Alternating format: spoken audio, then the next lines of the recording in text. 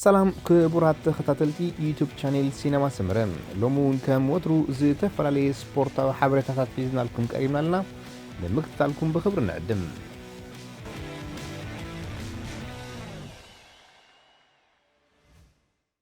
ግጥማት ፕሪሚየር ሊግ እንግሊዝ ጽባሕ ሰንበት ብዝካየዱ ናይ መወዳእታ 10 ጾታታት መጋረጅው ከዓጽዩ እዚ 10 ሐምሌ 2018 ኣብ ሞንጎ ማንቸስተር ዩናይትድ አንጻር ሌስተር ሲቲ ብዝካየዱ ጾታ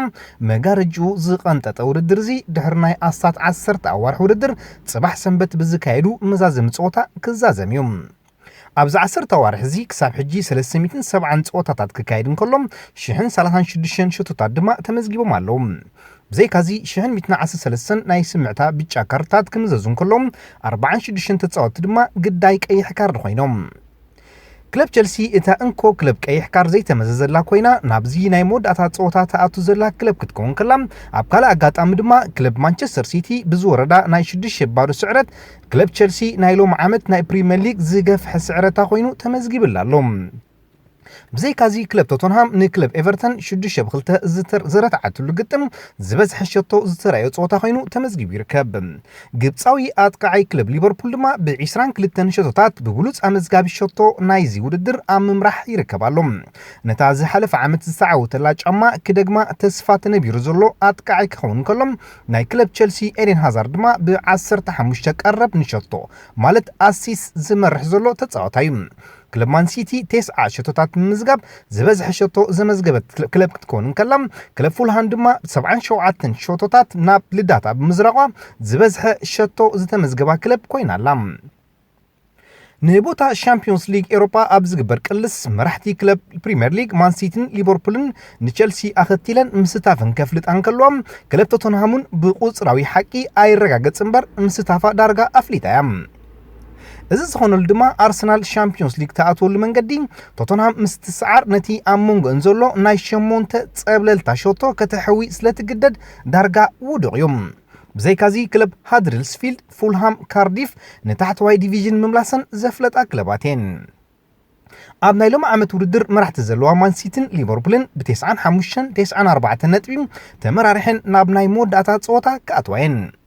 እዚ መዛዝም ጾታ ኩሉ ኣብ ሓደ ሰዓት ዝካየድ ብምዃኑ ነቲ ውድድር ቀንዲ ቀመም ብምዃን መቐረት ዝህቦ ረቕሓ ክኸውን ከሎም ደገፍቲ ናይ አንጻር ጋንታ ውፅኢት ክፈልጡ ዝርበፅሉ እዋን ስለ ዘጋጥሙን ጎቦ ልቦም ኮይኖም ሞባይላቶም ከፊቶም ውፅኢት ናይ መቀናቕንቶም ክፈልጡን ካብቲ ናይ መወዳእታ ተርእዮ እዮም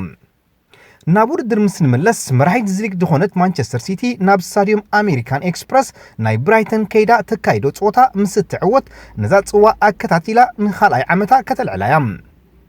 بزي كازي مقناقنتا ليفربول ابتي نكلب بارسلونا غود زغبرتلو ستاديوم انفيلد نلوم عمتنا بريمير ليج بمدياب مرزن عبيتي كلبات مخان اب شابعي ترتا تقميطا تركب كلب وولبرهامبتون بمنغاد بود كاتمان سيتي تتصبيا نا 28 عامتات صمآ كتروي كتعوت كتحتتيام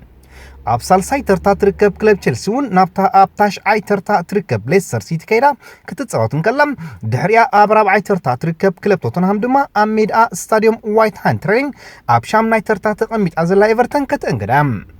ኣብ ሓምሻይ ተርታ ዘላ ኣርሰናል ኣብ መበል 15 ተርታ ትርከብ በርንሌ ከይዳ ክትጻወትን ከላም ኣብ ሻድሻይ ተርታ ትርከብ ክለብ ማንቸስተር ዩናይትድ ድማ ንመበል 18 ተርታ ሒዛ ምምላሳ ዘፍለጠት ዌልሳይድ ክለብ ካርዲፍ ከተእንግዳ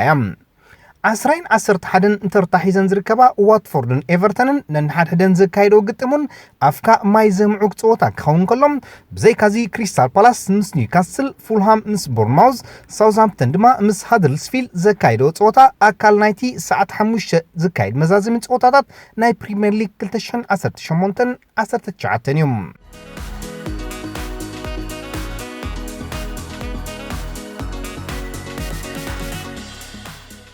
ሓደ ካብ አፍሪቃ ዝራየቶም ዝበለጹ ተጻወት ምዃኑ ኣብ መጻወቲ ሜዳታት ኤውሮጳ ዘመስከረም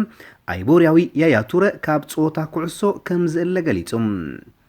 ኣብ ሃገሩ ጀሚሩ ብፈረንሳ ኣቢሉ ምስ ታሪኻዊት ናይ 2009 ባርሴሎና ብምጽምባር ጸኒሑን ንታሪኽ ሲቲ ክብ ኣብ ምባል መሪሕ ተራት ተጻወተን ወዲ 35 ዓመት ያያ ቱረ ኣብ ግሪክ ምስ ክለብ ኦሎምፒያኮስ ክጻወት ብምጽናሑ ካብ ጾታ ከም ዝእለ ብመንገዲ ወኪሉ ገሊጹ ዘሎ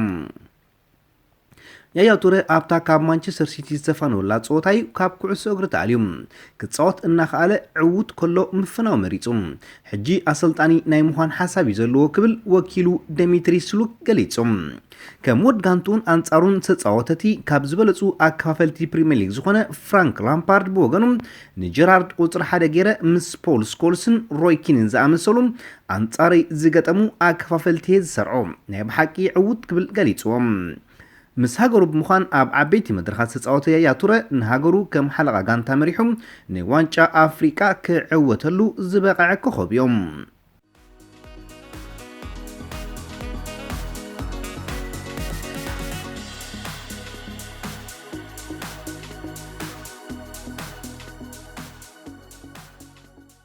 ኣብ ዜናታት ምስጋር ተጻወቲ ቤልጂማዊ ናይ ክንፊ ኣጥቃዒ ክለብ ቸልሲ ኤዲን ሃዛርድ ኣብ ዝሓፀረ እዋን ናብ ማድሪድ ክሰጋገር ደልዩ ከም ዘሎን ጋንቱ ድማ ትሕቲ 100 ሚልዮን ፓውንድ ክትሸጦ ፈቃደኛ ከም ዘይኮነትን ይግለጽ ኣሎ ማንቸስተር ዩናይትድ ብወገና ንብራዚላዊ ኣካፋፋሊ ክለብ ባርሴሎና ፊሊፔ ኮቲኒዮ ኣብ ኢዳ ክትእትዎ እንተዳ ኮይና 100 ሚልዮን ዩሮ ክትከፍል ኣለዋ ተባሂሉ ማንቸስተር ሲቲ ኣብ ልዕሊ ፖርቱጋላዊ ኣካፋፋሊ ክለብ ስፖርቲንግ ሊዝበን ብሩኖ ፈርናንደዝ ኣሕዲራቶ ዝነበረ ተገዳስነት ከም ዝቐሃመ ይሕበር ኣሎ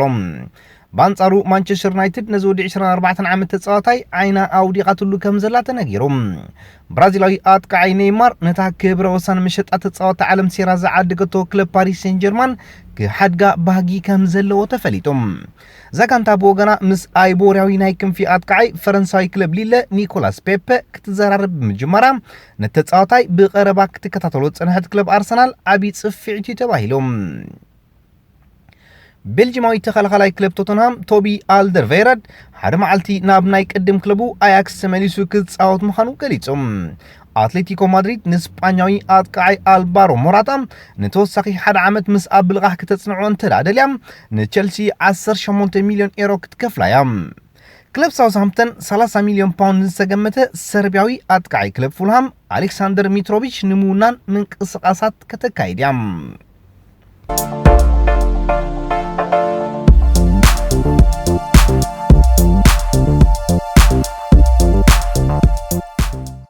ዝኸበርኩም ተኸታተልቲ ዩቲዩብ ቻናል ሲነማ ሰመረም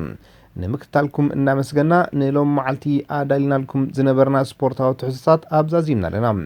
ኣብ ቀጻሊ ብኻልእ ሓበሬታታት ክሳብ ንረኸብ ንኹልና በብዘለናዮ ሰላም እንተዕናን